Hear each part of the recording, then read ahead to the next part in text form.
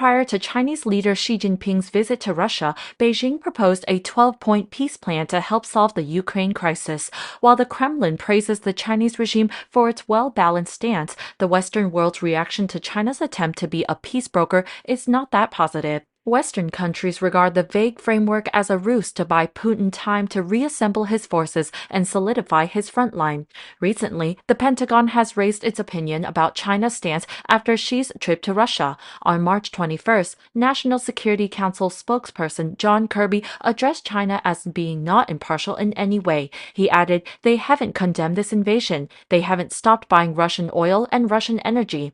The spokesperson also pointed out several questionable things Xi did and did not do. While Xi flew all the way to Moscow, he hasn't talked once to President Zelensky, hasn't visited Ukraine, hasn't bothered to avail himself for the Ukrainian objective.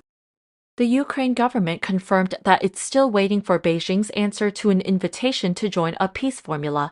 So far, Ukraine's President Volodymyr Zelensky has not received any call from Xi Jinping. For the war to end, both Kyiv and the U.S. demand a complete Russian troop departure. Meanwhile, China and Russia's leaders remain close to each other, calling their counterparts dear friends. However, Kirby views the relationship as not an alliance but a marriage of convenience. The spokesperson said, "What we've seen is there are two countries that are growing close together that see in each other useful purposes for pushing back a rule-based order around the world.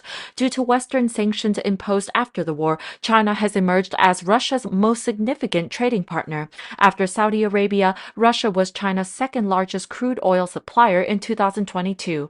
According to some estimates, China refiners saved billions of dollars last year thanks to the cheap Russian barrels that the West rejected." Kirby also added, "In fact, they would love nothing better, both countries, to see the rest of the world play by their rules rather than the ones that are enshrined on the UN Charter that everybody else is following."